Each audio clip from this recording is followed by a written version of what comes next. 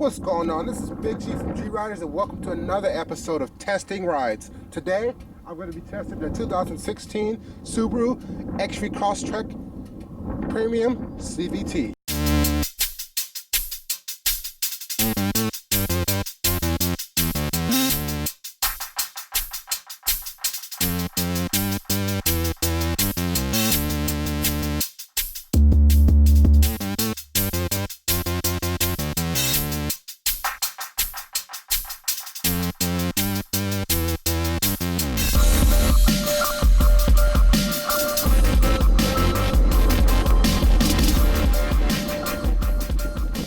In 2015, Subaru updated this car a little bit. So what do they do? What do they do? They modified the wheel design a little bit.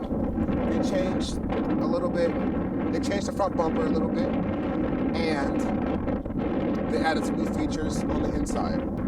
So some of the new features they added on the inside, this vehicle comes with the backup camera, with the new infotainment system, the Starlink infotainment system. Pricing for this 2016 Subaru XV Crosstrek starts at $23,000 for the premium with the CVT, and the only option this one has is the sunroof.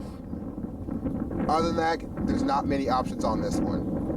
So as you walk around this vehicle looks really rugged. It looks like it does really well off-road, and it has pretty decent ground clearance. And that's been the high selling point for the Subaru XV Crosstrek. Alright, let's take a look at the inside of this vehicle.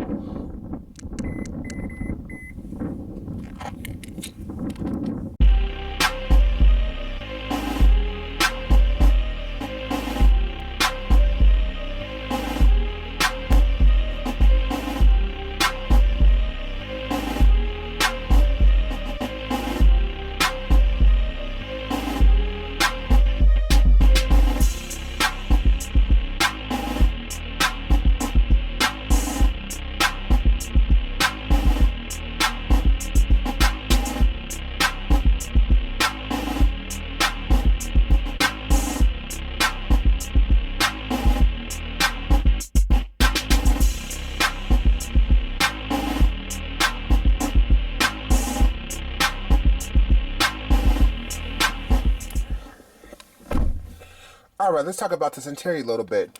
So standard on this XV Crosstrek is the black and gray cloth seating with the orange striping that looks really cool.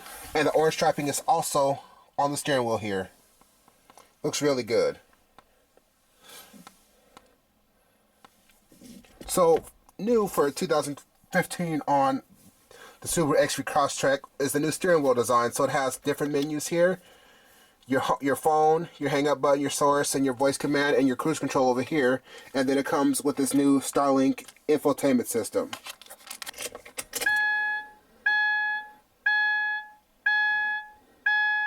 Alright, let's take a look at the back seat.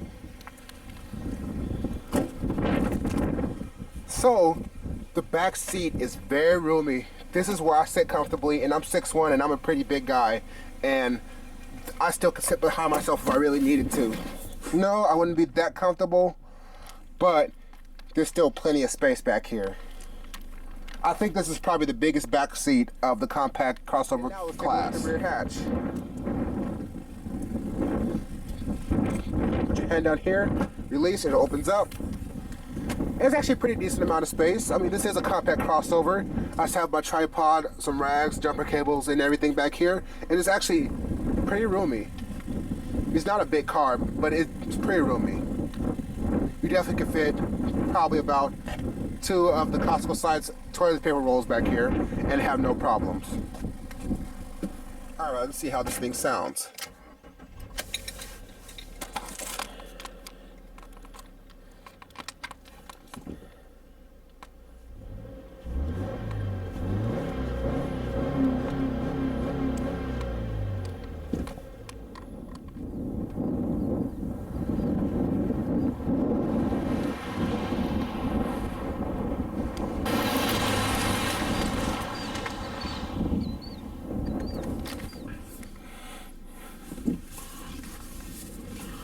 One of the very first things I noticed right off the bat with this car, it's not very fast. This SUV is built mainly for fuel economy. So 0 to 60 times are very bad. They're around 8 seconds, but for this type of SUV, I don't think that really matters. People who are looking for a compact SUV with a 0 to 60 time need to go buy from the Germans, but this one, not fast at all.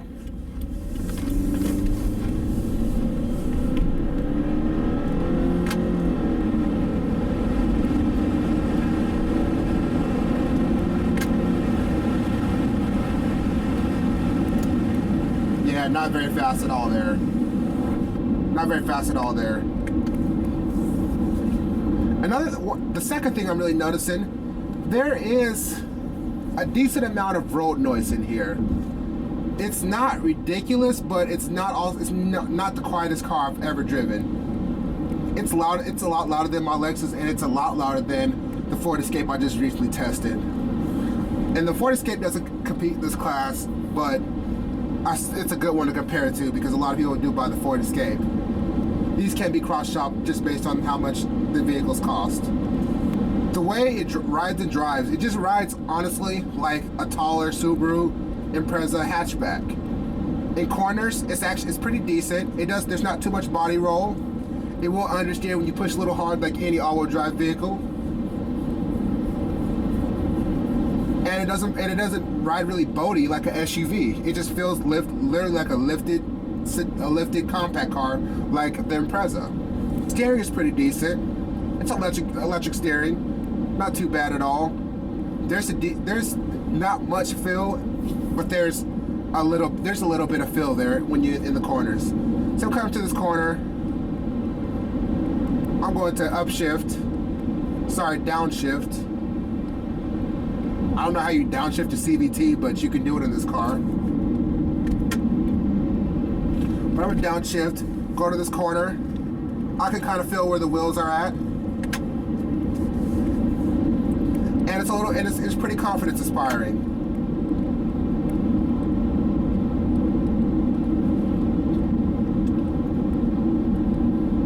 Another thing I'm noticing is this vehicle has very good visibility. I can see very clearly out of all the windows, all the mirrors, and when I look on my right in my blind spot, I can actually see something that would be there, which cannot be said for a lot of vehicles. It's clear that these Subarus are built for functionality and not style. Functionality is first, reliability is second, style is pretty much down at the bottom of the list. But even though it's not built for style, I still think it looks pretty decent. Another great thing about this vehicle, it's pretty comfortable. Yes, the seats do not have any type of lumbar at all, but I'm a pretty big guy and I'm very comfortable in this car. I can put my leg up here when I drive. The person next to me, I wouldn't be sitting on top of them, and there's room for people in the back seat. So for most cars and crossovers, that's always an issue for me, and it's not in the Subaru XV Crosstrek. So if you're a big guy and you don't want a huge car, this would be a great vehicle for you.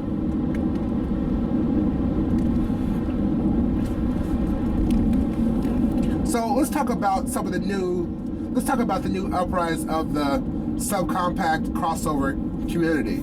So this Subaru XV Crosstrek is considered a subcompact crossover. So this car competes with the Jeep Renegade, the Fiat 500X, the Mazda CX-3, the Nissan Juke, the OG of the subcompact crossover car class. And actually, it kind of competes with the Kia Soul a little bit, even though the Kia Soul is not all-wheel drive. And I think, value for the money, this one is the best. I don't think it's the best quality. I think that goes to Mazda. I don't think it's the fastest. That goes to the Fiat / the Jeep. I don't think it's the most capable off-road. That goes to the Jeep. But I think this one is a great all-arounder. This does everything well, except it's just not very fast. It's very comfortable, it's very practical, it's very functional. It's very comfortable to drive. It gets pretty decent fuel economy. And it's easy to see out of. And it's a great car to drive. For 25 grand, this would be a great all-around crossover SUV to buy, especially if you have a small family. I don't think the other ones are that great if you have a small family. This is the best one to buy if you have a small family. And not to mention, this vehicle is really safe. Really, really safe. So, you know what? I'm going to talk a little bit about the CVT in this thing. The CVT is not bad. I know they've had a few years to work out the CVT, and I know they have to do the CVT just to get the best fuel economy possible, but they've worked it out, and it's pretty decent. It's not, you know, CVTs are not the desirable transmission to have, but it's pretty good for what it is. And it's really good that Subaru finally figured that out. I wouldn't really say it's as good as a Nissan CVT because those CVTs are almost perfect. I said almost perfect because they've been building those same CVTs since 2007 or 8, I would say. And Subaru just started doing CVTs in 2010 with the launch of the new Legacy and Outback. So Subaru is slowly getting their stuff together on CVT, and it shows a lot. Final thoughts on this vehicle. This vehicle is easy to drive, easy to see out of, pretty fuel efficient, and safe, and the most practical out of all the compact crossover SUVs. So if you're in the market for a compact crossover SUV, you definitely should look at this one. This will be the best buy for the money.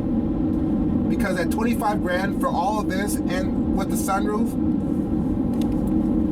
it's almost perfect. If you've enjoyed this video, give it a big thumbs up, subscribe to me, and keep riding with me. Thanks for watching.